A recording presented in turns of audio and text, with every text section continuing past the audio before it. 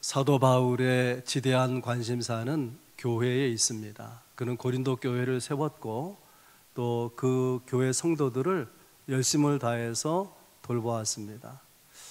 그리고 놀라운 것은 단지 교인들이다, 성도들이다 그렇게 생각하지 아니하고 마치 사랑하는 자녀로 여겨서 아버지의 심정으로 성도들을 대하는 거예요. 그래서 특별한 사랑을, 특별한 관심을 쏟아부었는데 나중에 들려오는 소문에 이 고린도 교회가 흔들리고 있다는 거예요. 시기와 분쟁 가운데 있고 사람들이 서로 다툼 가운데 있다는 것입니다. 얼마나 교회를 개척한 사람으로, 성도들을 사랑한 사람으로 마음이 아팠겠습니까? 그래서 이런 흔들리는, 분쟁하는 교회의 변화를 생각하면서 또 성도들의 삶의 변화를 생각하면서 도전적인 질문을 오늘 본문에 하고 있습니다. 이게 설교 제목이죠. 너희가 알지 못하느냐. 16절 말씀에 표현이 있습니다. 너희는 너희가 하나님의 성전인 것과 하나님의 성령이 너희 안에 계시는 것을 알지 못하느냐. 우리말 성경에는 이 알지 못하느냐가 16절 끝에 있지만 원문에는 맨 앞에 나와요. 우크 오이다테. 영어 성경에는 Don't you know that 이렇게 되어 있어요. 왜 알지 못하느냐? 너희가 정말 알지 못하느냐? 너희가 안다고 말하는데 정말 아는 것이냐? 그런 뉘앙스가 이 안에 들어가 있습니다. 오늘 설교 제목으로 이렇게 정한 너희가 알지 못하느냐, 이 16절에 나와 있는 표현이 매우 중요한 놀라운 표현이라고 생각을 합니다. 오늘 본문이 여기에 걸려 있어요. 또 어떤 의미에서는 고린도전서 이 편지 전체가 이 표현에, 이 질문에 걸려 있는지 모르겠습니다. 그래서 너희가 알지 못하느냐라는 제목을 두고 생각하면서 세 가지 말씀드리겠는데, 뭘 알지 못하느냐라고 묻느냐면 첫 번째는 너희가 하나님의 성전인 것을 알지 못하느냐. 다시 읽어보면 이렇게 되어 있죠. 너희가 하나님의 성전인 것과 하나님의 성령이 너희 안에 거하시는 것을 어떻다고요? 알지 못하느냐. 하나님의 백성은 성전 중심으로 삽니다. 성전에 와서 기도하고 성전에 와서 찬양하고 성전에 와서 예배하면서 은혜 받고 힘을 얻어서 한 주간 세상에 살아가게 되는 것이죠. 그런 의미에서 성전이 대단히 중요한 거죠. 주의 은혜를 경험하고 주님을 만나고 새 힘을 얻는 그 중심 장소가 성전이기 때문에 성전 매우 소중합니다. 헬라어로, 원어로 볼 때의 성전을 나타내는 단어가 두 개가 있어요. 하나는 시에론, 또 하나는 나오스 혹은 나온이라고 말하는데, 시에론은 어떤 뜻인가 하면은 성소, 지성소, 또 번제단 이런 그 뜰이 있는 공간뿐 아니라 광범위하게 이 성전토로 알려진 그 바운더리 전체, 그 성전 템플 에어리어 전체를 히에론이라 그럽니다. 찾아보니까는 동서남북 길이가 다 다른데 제일 긴 쪽이 480m, 그리고 제일 짧은 쪽이 280m. 그러니까 적어도 500m, 300m 그런 공간, 그 큰 지역을 히에론, 성전 지역이라, 성전이라 그렇게 말하고요. 그러면 나우스는 뭐냐 하면은 지성소와 성소가 있는 성전 본체, 그 건물, 그 중에서도 특별히 지성소를 말할 때 나우스라 그렇게 말하는데, 바울 사도 너희가 성전임 알지 못하느냐라고 말하는 그 성전은 히에론이 아니고 나우스예요. 나우스는 너희 안에 거하신다, 그런 뜻이 있어요. 그래서 성소, 성전이 되는 것이죠. 바울 사도의 의도는, 분위기는 이런 거예요. 너희가 성전이고 지성소인데, 너희가 정말 지성소라면, 정말 성전이라면 너희가 이렇게 살 수가 있느냐? 시기 분쟁하고 다투면서 이렇게 살아도 되는 거냐? 그렇게 질책하듯 묻는 거예요. 너희가 알지 못하느냐? 성전임 알지 못하느냐? 너희가 성전임을 알지 못하느냐는 표현에 저는 두 가지가 걸려 있다고 생각해요. 하나는 본문에도 나오는데 16절에 성령이 너희 안에 계신 것을 알지 못하느냐.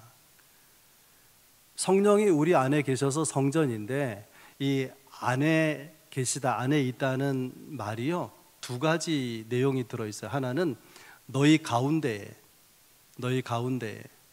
그러니까 여러 사람들이 있는데 그 중심에 뭐가 계시다는 거예요? 성령이. 그러니까 무슨 말이냐면 교회의 중심, 교회의 주인은 성령이란 말이죠. 성도들의 중심, 성도들의 주인은 성령이라, 그런 뜻입니다. 또 그런가 하면 너희 가운데라는 뜻도 있지만 너희 안에, 그런 말이, 성령이 우리 안에 들어와 계신다는 거. 우리 한 사람 한 사람 안에 들어오셔서 계시기 때문에 우리가 성전이다, 그렇게 말하고 있는 것이죠. 그렇다면 우리가 성전이고 성령이 들어와 계시는 지성소라고 하면 우리 몸이, 우리 존재가 얼마나 소중한 것입니까? 성령이 우리 안에 들어와 계시다고 하는 것을 드러내는 것은 우리의 삶인데, 우리는 삶을, 몸을 가지고, 우리의 존재, 우리의 몸을 가지고 살아가잖아요. 우리의 몸은 하나님의 살아계심을 드러내는, 또 성령이 우리 안에 계시는 것을 나타내는 방편인 거죠. 그러니 성전된 우리 몸이, 지성소된 우리 몸이 얼마나 소중하냐, 그것을 말하는 것입니다. 그래서 이어서 하는 말이, 그러므로 성전을 더럽히지 말라는 거예요. 17절에 누구든지 하나님의 성전을 더럽히면 하나님이 그 사람을 멸하시리라. 멸한다는 게 뭐예요? 죽이신다는 거예요. 구약 성경에는 하나님의 성전을 더럽힌 사람은 끌어다가 죽였습니다. 최소한 하나님의 성전을 더럽힌 사람은 그 신앙 공동체, 이스라엘 공동체 안에서 쫓아내버려요. 이것을 출교 혹은 추례시킨다, 그렇게 말하는데, 그러면 사업을 할 수도 없고 사귐의 자리에 나가는 것도 불가능하고요, 일절 보호받지를 못하는 거예요. 누가 내 재산을 빼앗아 가도 아무도 거기에 대해서 발언해 주는 사람 없고요, 누가 나를 때려도 거들어 주는 사람이 없어요. 그게 추례를 당하는 것이죠. 이렇게 성전을 더럽히는 죄가 무섭다라는 사실을 말씀하고 있는 것입니다. 여러분, 지금 이 고린도전서가 쓰여질 때에 성전은 그 시에론으로서 성전도 지금은 남아있질 않아요. 로마 제국에서 멸망당하기 때문에 그때에 바울이 보았던, 이스라엘 백성들이 보았던 성전은 남아있지 않고 터만, 그러니까 히에론이라고 하는 굉장히 넓은 500m, 뭐 이렇게 300m 되는 그런 정사각형은 아니지만 큰 성전, 템플 에어리가 있었단 말이죠. 그런데 이 흔적만 남아있는 그 히에론 성전 그 터 중앙에 사원이 하나 세워져 있어요. 알 아크사 사원이라고, 이슬람 사원입니다. 그리고 그 사원 꼭대기에 도무로 되어 있는데 황금으로 입혀져 있거든요. 그래서 황금돔 사원 혹은 황금 사원, 그렇게 불러요. 성지순례 가면 보게 됩니다. 그런데 이 알 아크사 사원, 그 황금 사원의 알 아크사는 어떤 뜻이냐면 가장 오래된, 그런 뜻이 있어요. 이 알 아크사 사원은 가장 역사 가운데 오래된 사원이라, 그런 말이고, 그 알 아크사 사원 한복판에 바위 같은 돌이 있는데 이슬람교를 창시한 마호메트 거기서 승천했다고 하는 거예요. 그러니까 이슬람 교도들에게 알 아크사 사원, 그리고 그 가운데 있는 돌은 생명보다 소중한 거죠. 그렇게 신성시하고 소중하게 여기는데, 만약에 말이죠, 유대인들이 이걸 다 없애버리고 거기다가 하나님을 섬기는 성전을 세우겠다, 그럼 어떻게 될까요? 세계 3차 대전이 터지고 마는 거예요. 유대인들 입장에선 자기 조상들이 섬겼던 예루살렘 성전터가 거기거든요. 그러니까 얼마나 그 자리에 가고 싶어 하겠습니까? 마음은 간절한데 실제로는 거기에 올라가질 않아요. 이슬람이 지배하고 있기도 하지만 그 외곽은 올라갈 수 있지 않겠습니까? 올라가질 않아요. 왜냐하면 거기가 예루살렘 솔로몬이 지은 성전이 있었던 자리인데 지성소가 어딘지 확실치 않기 때문에, 성전도 어딘가 있겠지만 만약에 내가 걸어 다녔다가 지성소를 밟으면 성경에는 그건 바로 즉사하는 거거든요. 두려운 거죠. 그래서 조상들이 예배드렸던 처소를 사모하면서도 거길 가보지를 못하는 거예요. 심지어 이스라엘의 비행기를 띄워서 이스라엘 전역을 이렇게 다 이렇게 관찰하지 않습니까? 그래도 이 부분은 비행기가 지나가질 않아요. 왜냐하면 혹시라도 지성소를 넘어갈까봐. 그건 큰 불경죄라 그 말이죠.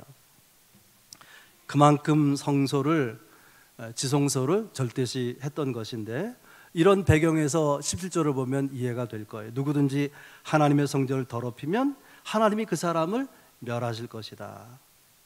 성전된 지성소가 우리 안에 있는데, 그런 우리 내면이 더럽혀지면 하나님 멸하신다. 그 얼마나 두려운 일입니까?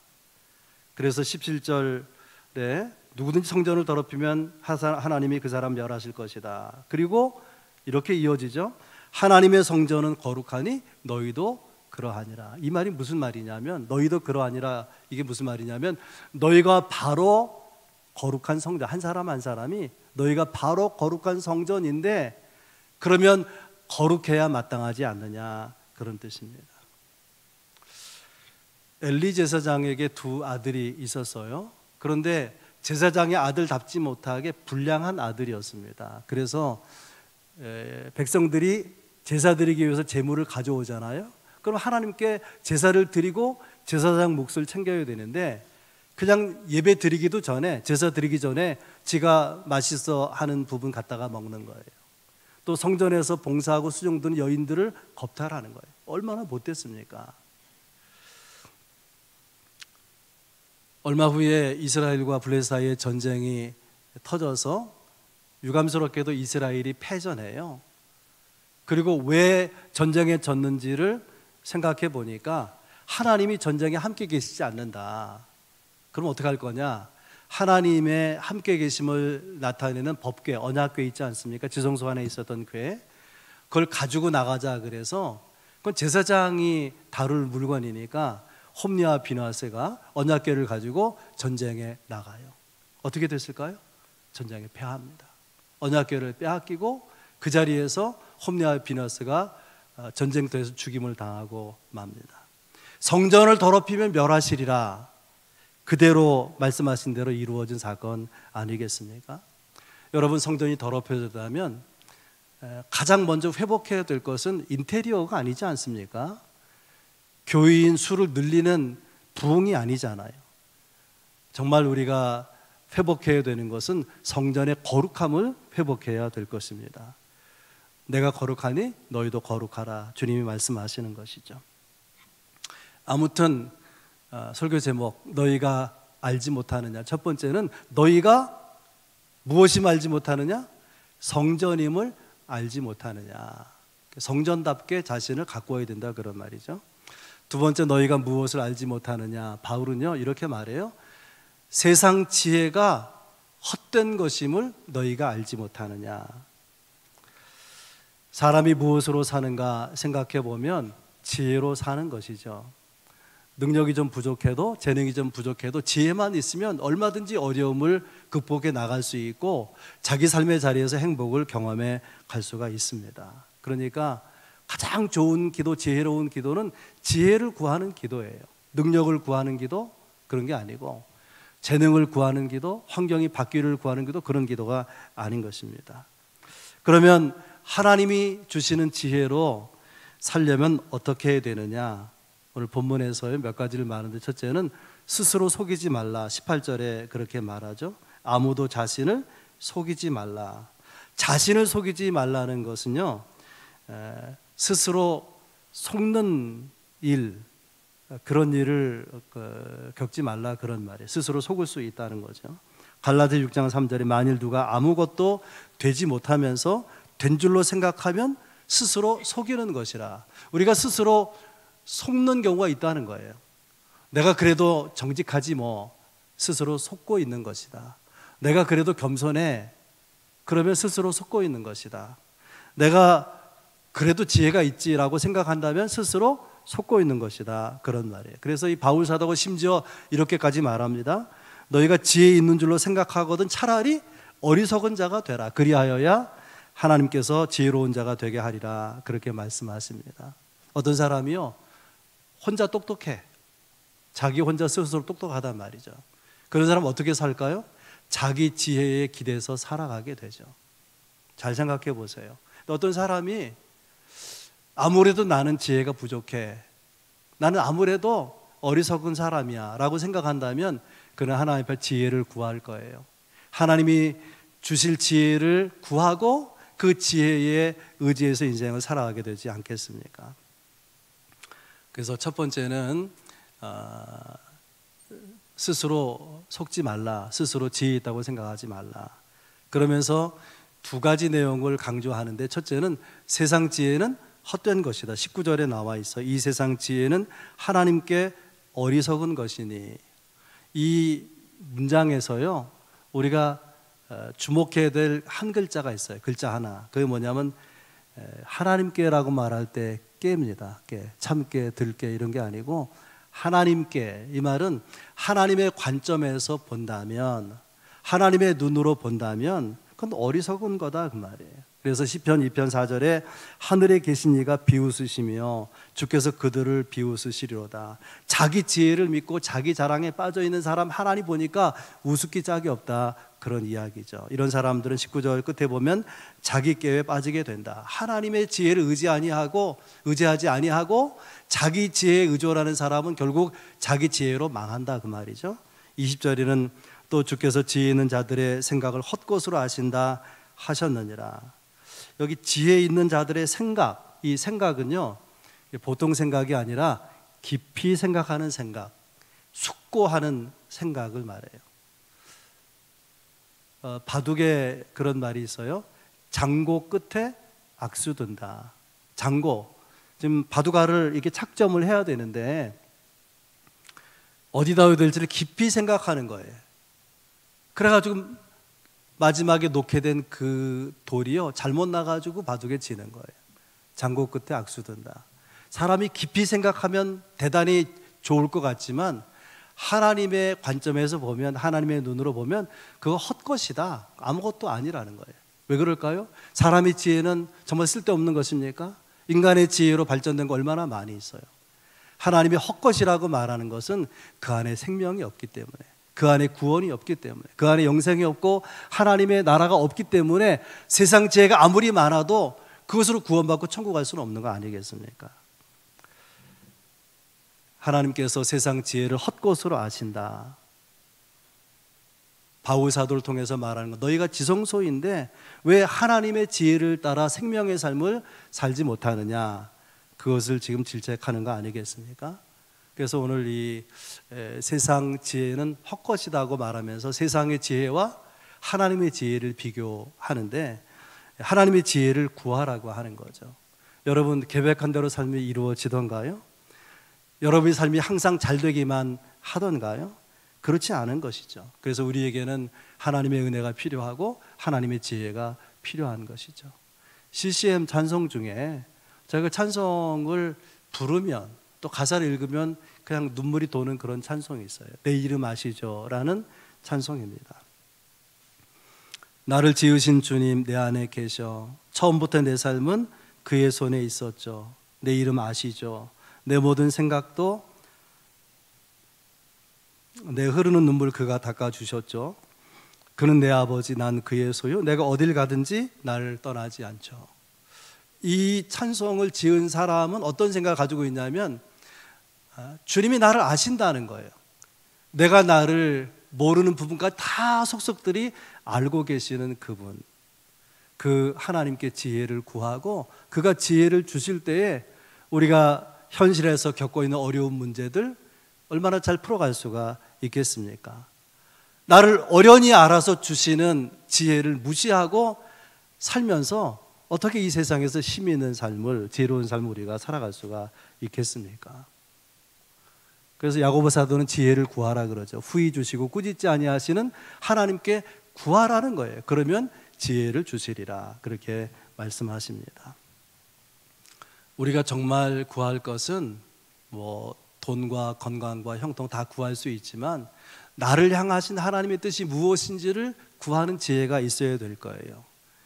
나를 향하신 하나님의 지혜를 생각하고 살아가는 사람의 삶 가운데 하나님이 주신 지혜로 삶의 지경이 얼마나 넓혀지겠습니까? 그런 삶이 여러분 가운데 있기를 바랍니다.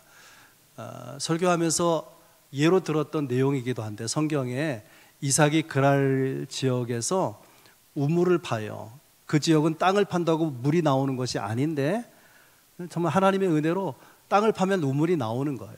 그런데 그 지역에 사는 사람들이 우리 땅에 와서 뭐 우물을 만들었어? 우리 거지 하고 빼앗아 가는 거예요. 이 이삭이 바보같이요, 대항하지도 않고 따지지도 않고, 그럼 할 수 없지 뭐 그냥 가져. 그리고선 딴 데로 가서 우물을 파는 거예요. 이 바보 같은 이삭을 두고 주변의 사람들이 이삭을 향해서 뭐라고 말하느냐? 창세기 26장 28절에 내가 너를 보니 여호와께서 너와 함께 하심을 보았노라. 세상의 지혜를 폐하시고 하나님이 은혜를 베푸셔서 지혜를 주셔서 미련한 것을 통해서 영광을 받으시는 그런 모습 아니겠습니까? 바울 사도는 오늘 본문 18절에 이렇게 말합니다. 중반 이후에 보면 어리석은 자가 되라. 그리하여야 지혜로운 자가 되리라. 여러분, 신앙으로 산다는 것은, 세상에서 그리스도인으로 산다는 것은 세상 사람들의 보기에 어리석게 보일 수 있는 것입니다. 하나님이 여러분들을 하나님의 백성으로 그리스도인으로 부를 때에 세상 사람처럼 살아라 그렇게 부르신 것이 아니에요.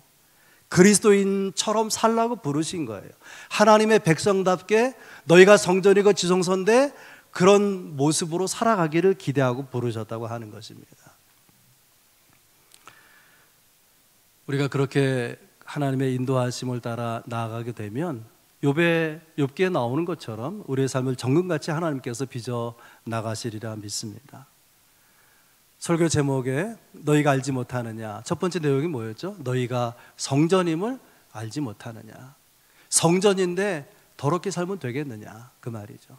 두 번째, 너희가 알지 못하냐, 세상 지혜가 쓸데없다는 것을, 거기에 구원과 영생이 없지 않습니까? 세상 지혜가 헛된 것을 알지 못하느냐. 바울이 강조하는 것 세 번째 있는데요, 너희가 하나님의 것이라는 것을 알지 못하느냐. 그 내용이 뒤에 나오지만 21절부터 보면 그런즉 누구든지 사람을 자랑하지 말라. 고린도 교인들은요, 자기들이 따르고 있는 지도자들을 자랑하는 거예요. 바울을 자랑하고 베드로를 자랑하고 또 아볼로를 자랑하고 그러는 거예요. 그래서 그들의 어리석은 자랑을 지적하고 결론으로 말하기를 사람을 자랑하지 말라. 어리석은 사람은요, 자기를 자랑해요. 자기를 자랑하는 사람을 하나님은 내치십니다. 자랑할 만한 인물 가운데 구약 성경을 보면 정말 잘난 인물이 있어요. 잘난 인물. 누구냐면 압살롬입니다. 압살롬이 얼마나 잘났는지를 사무엘하 14장 25절 이하에 이렇게 표현하고 있어요. 그는 발바닥부터 정수리까지 흠이 없습니다. 그의 머리털이 무거움으로 연말마다 깎았으며 그의 머리털을 깎을 때 그것을 달아본 즉 그의 머리털이 왕의 저울로 200세겔이었더라. 연예인들에게요, 유명한 연예인들에게 그렇게 예쁜데, 그렇게 멋있는데 혹시 신체 어느 부분에 열등감을 느끼는 부분이 있습니까? 할 수 있다면 고치고 싶은 부분이 있습니까? 그랬더니 다 고치고 싶은 데가 있대요. 그렇게 멋있고 그렇게 예쁜데도. 그런데 압살롬은요, 고칠 게 없어요. 머리끝부터 발끝까지 스스로가 아니라 사람들이 흠 잡을 데가 없다는 거예요. 거기서 끝나지 않고 그의 머리카락이 길고 윤기가 나는데 그 머리카락을 잘라서 무게를 재보면 200세겔 무게가 나간다는 거예요. 보통 사람이 머리를 자르면은 50세겔 정도 나간다 그래요. 200세겔이 나가려면 머리가 훨씬 길어야 되죠. 훨씬 숱이 많아야 되는 거죠. 그게 어쨌다는 거냐? 당시 이스라엘 사람들에게 아름다움은 남자에게 여자에게나 윤기 나는 긴 머리, 숱이 많은 머리에 있었다는 거예요. 그러니까 머릿결이 아니고도 충분히 흠잡을 데 없이 멋있는 사람인데 거기에 더해서 머릿결도 좋다는 거예요. 이것이 그의 자랑이고 어쩌면 이것이 그의 교만이 되기도 한 것이죠.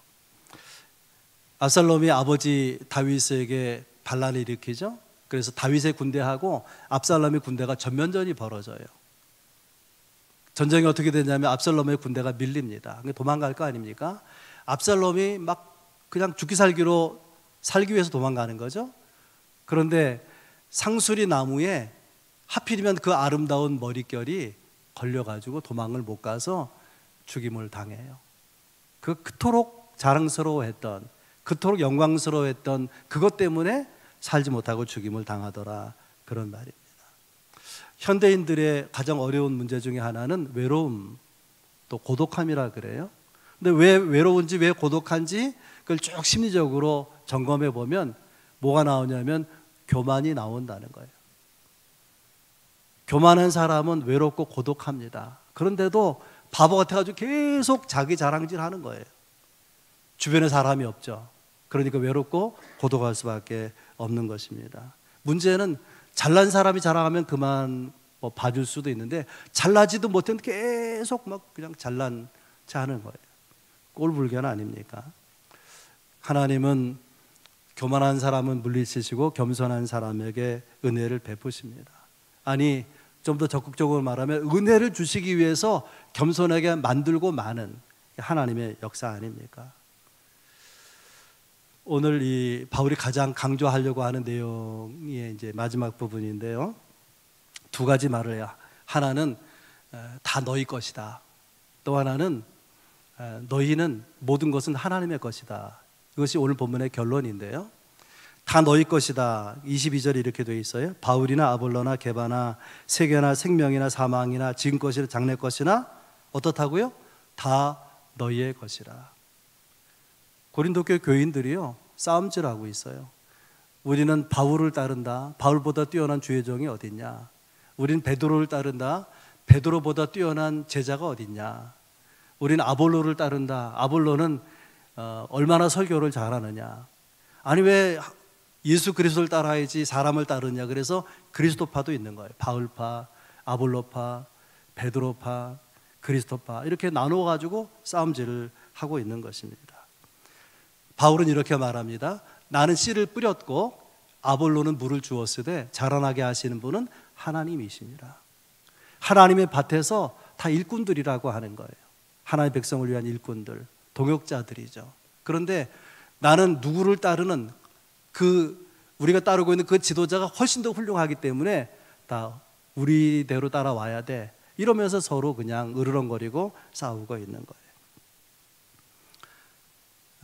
바울 사도가 뭐라고 말하냐면 너희가 그렇게 으르렁대는 그 인물, 그 밑에서 이렇게 갈등하고 있는데 베드로나 바울이나 아볼로나 다 이런 사람들은 하나님의 종들이고 너희를 위해 세운 하나님의 도구다. 너희가 지성소로 살아가도록, 바른 성전으로 살아가도록 하나님을 가리키는 손가락과 같은 것이다. 그렇게 말하고 있는 것입니다. 여러분, 주의 종을 위해서 교회가 있는 게 아니고요, 성도가 있는 게 아니에요. 교회를 위해서 주의 종이 있고 성도들을 위해서 주의 종이 있는 거예요. 그래서 주의 종은 사실은 너희 거다. 너희를 위해서 하나님이 세운 종들이다. 이해하시겠죠? 그러니까 싸우지 말라 그 말이에요. 더 중요한 것은 다 뭐 주의 종들도 죽음도 생명도 또 지금도 장도 다 너희 것이라고 말하고 정말 하고 싶은 이야기는 23절에 이렇게 말하죠. 너희는 그리스도의 것이요 그리스도는 하나님의 것이니라. 무슨 얘기를 하려고 하는 거냐면은 모든 것의 주인이 하나님이기 때문에 우리의 소유가, 우리의 존재가 하나님을 위해서 쓰여져야 된다. 그런 이야기입니다. 여러분 아멘 하시겠습니까? 하나님이 우리를 위해서 교회도 허락하시고 주의 종도 허락하시는데 그 모든 것은 하나님의 것이다. 하나님을 위해서 쓰여져야 된다. 미켈란젤로 이야기를 하고 말씀을 정리하겠습니다. 14살 때에 훌륭한 스승을 찾아가서 조각을, 그림을 배워야 되겠다 하고 찾아갔더니 보톨도 지오반이라고 하는 스승이요, 이 미켈란젤로를 데리고 어디로 가냐면 술집으로 가는 거예요. 술집 앞에는 아름다운 천사 조각상이 있었습니다. 어떠냐? 아름답네요. 이 스승은 미켈란젤로를 데리고 이번에 어디로 가냐면 성당으로 가요. 교회로 가서 보니까 그 교회 성당 앞에도 아름다운 천사 조각상이 있는 거예요. 어떠냐? 이것도 아름답네요. 그러자 미켈란젤로에게 스승이 이렇게 묻습니다. 똑같은 천사의 조각상이지만 하나는 하나님의 영광을 위하여 세워졌고 하나는 술 마신 사람의 쾌락을 위해서 세워졌다. 너는 너의 재능을, 너의 기술을 무엇을 위해서 쓰고 싶으냐? 이게 질문이에요. 아주 단호하게 물었더니 미켈란젤로가요 3번이나 반복해서 그도 단호하게 대답을 합니다. 하나님을 위해서 쓰겠습니다. 하나님을 위해서, 하나님을 위해서 쓰겠습니다. 그때 스승이 이어서 이렇게 말해요. 너의 재능보다 더 중요한 것은 너의 재능을 누구를 위해 쓴다는 것을 아는 것이다. 재능도 중요하지만 더 중요한 것은 너의 재능이 누구를 위해서 쓰여지는 목적을 아는 것이 더 중요하다. 그렇게 말했습니다. 그래서 흔들리지 아니하고 성화를 그리고 또 신앙적인 조각을 남기고 그랬던 거죠. 우리가 그 바티칸 미술관이든지 베도 대성당 이런 데 가면은 뭐 엄청난 그 천정화가 그려져 있고 조각품이 있고 그런데 그 중에 적지 않은 부분이 미켈란젤로의 작품인 거죠. 여러분의 몸은, 여러분의 시간과 재능은 무엇을 위해서 쓰여지고 있습니까? 바울 사도는 우리가 바로 성전이고 지성소라고 하는데 그런 지성소인 우리의 마음이, 영혼이 더러워져 있는 것은 아닙니까? 우리는 하나님의 영광을 위한 존재인데 하나님이 기뻐하시지 못한 삶이 여러분을 채우고 있는 것은 아닙니까? 우리가 교회 다니고 신앙에 열심을 내고 헌신하면 세상 사람들은 어리석다고 바보라고 말을 하는데 그렇게 말할지라도 바울 사도는 차라리 어리석은 자가 되라. 그러면 하나님이 너희를 지혜롭게 하리라 말씀하지 않습니까? 여러분은 성전입니다. 세상 지혜는, 세상 소유는 헛된 것입니다. 그것이 구원과 영생과 하나님의 나라를 주지 못해요. 바울이 강조하는 것은 하나님이 너희를 위해서 모든 것을 허락하고 주의 종도 교회도 은혜도 베푸시는데 너희는 하나님의 것이다. 하나님을 위해서 쓰여져야 된다. 그렇게 요구하지 않습니까? 여러분, 성전된 여러분의 존재를 기억하고 성전이 하나님을 영화롭게 하는 것처럼 하나님을 영화롭게 하는 도구로 귀하게 쓰임 받을 수 있기를 주의 이름으로 축원합니다.